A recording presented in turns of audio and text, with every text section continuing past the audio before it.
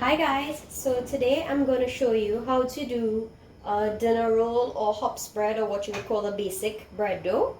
And you're going to need the following ingredients. I have here in my stand mixer with the hook attachment, the dough hook, some all-purpose flour, instant yeast, some full cream milk powder, this is totally optional, some salt, some margarine, you can swap this out for butter, some granulated sugar, some whole milk or full cream milk, and some lukewarm to hot water. You don't need to necessarily use a stand mixer. You can knead this by hand, but it's going to be a little tough on your wrists. This just gets the job done faster. We're going to add all our dry ingredients together. So I'm going to add my salt, yeast, full cream milk powder. This just gives a really nice flavor, a milky flavor to it. And your granulated sugar. I'm just going to incorporate this. So now we're going to start with our water, which is a little hotter than lukewarm. We have some warm milk that we're going to add in here. We're going to mix the butter in. And you need to keep this lukewarm, not too hot, because if it's too hot, it's not going to activate the yeast. And if it's too cold, it's still not going to activate the yeast. So this is a really important step here. You can just go by feel, but I think I'm going to put this in the microwave just for about 20 seconds to make sure the temperature is just right. If you have a thermometer for the kitchen, this could be between 115 to 120 degrees Fahrenheit, nothing more than that, and that should be perfect. Our liquid has been heated up a little bit, and this should be just about lukewarm. And I'm going to turn the mixer on to medium, and I'm adding half of this in. I'm just going to let that pull together for a little bit. And when you see it coming together, you can add a little more in. All our liquid has been added in. And we're just going to put the mixer up now to medium. You're going to get a little bit of a flour shower, but that's all good. And we're going to let this mix and knead for about 7 minutes and check on it, because you need to develop that gluten. It needs to be kneaded well. If you're kneading this by hand, you probably need to knead this for about 10 minutes manually. So if you have someone to help you, you can take turns. Up by one again. We're gonna leave that. We're gonna check on this in 7 minutes. Okay guys, so our dough has been kneading away for the last 7 minutes, and I'm gonna just take this off now. Let's see what this looks like. Now, this is what you want to get. It's sticky, but it's not too sticky. And it's really elastic. And it's important to knead it for that length of time, because you need to develop that gluten in that flour. This is the key to getting really soft bread. This is what you want to get. Okay guys, so this is what your dough looks like. And this is what you want to get. Clean sides of the bowl. Very elastic dough. So at this point, you would cover this with plastic wrap and let this double in size, which can take you at least an hour to an hour and a half in a warm place. My shortcut today is we're going to let this rest in a warm place for 5 minutes and let our oven come up to 180 degrees Fahrenheit.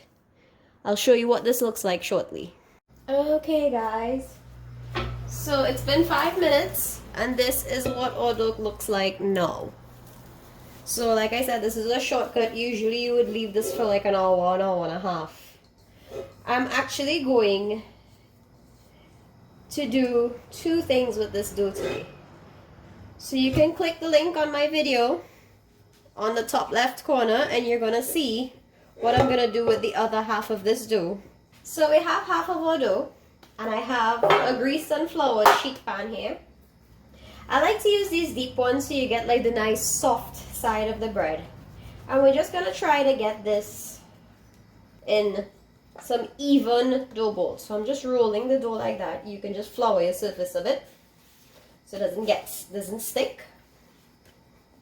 And I'm gonna cut this in half, and I'm gonna roll these into 2 logs, and we're gonna try to get like 5 out of each. So we're gonna roll this. Now if you want to be exact, you can cut this and weigh this on a kitchen scale. And you're gonna take the dough ball like so, and you're gonna form them into a ball. Just squeezing, making it round like this.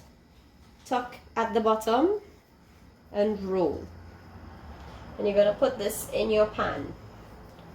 And we're gonna do this for the rest of them. If they're a little bigger, you just pinch off a piece. And you're gonna rest these a slight distance apart, because when they rise, they're going to touch. So I'm gonna finish up these and show you what these look like before they go into the oven. I actually made 12 dough balls, but you can make them as big or small as you like. But these fit perfectly into this pan. And we leave the little spaces because when they rise, when they double in size, they'll touch. And you will see what I mean. So I'm just going to take some warm water and pat the top of it. And my oven is preheated at 180 degrees. Some of you may have a setting called proof setting, which is for raising your doughs. We're going to put this in there for about 20 minutes. By that time it should double in size. And then we're going to pump the temperature up to 375 and bake for about 15 minutes. So I'll show you what these look like when 20 minutes are up. So our bread was in the oven for the last 20 minutes at 180 degrees. You see how nice they've doubled in size, they're touching. And this is perfect. Now I'm going to put this in to bake at 375 degrees for 15 minutes. I'll show you what this looks like when they're out of the oven. This is our bread after baking at 375 for 15 minutes. They look absolutely golden and perfect. And I'm just gonna go in with a little melted salted butter. You could try some Blue Band, or even some people may want to go with Golden Ray. But I'm just giving us a brush. And this will keep them soft and tasting buttery, and it will give that little shine. We're going to leave this for about 5 minutes in the pan, and I'm going to show you just how soft these are. Now for bread to remain soft, you let them cool completely out of the pan. So you leave this in the pan for 5 minutes, then you take them out and you let them cool completely. And at room temperature, you put them in a plastic bag, close properly, and that will keep them very soft. Look at that, and if you can smell my kitchen, it smells amazing in here. We left the butter here for a few minutes, and I'm just gonna open out one of these for you to see how nice and soft they are. Look at this, perfectly golden on the bottom. It's hot still, but I just want you to see, look how soft. And it has a nice crust on top, so just like your traditional bakery hops. And I'm gonna cut into it so you can see what the inside looks like. And I don't know if you can see that steam, but look at that texture. So I hope you give this a try, and remember to click the link so you can see how we do our garlic cheese herb bread rolls. Stay tuned for more, and don't forget to like and subscribe and give me a thumbs up. Thanks for watching, guys.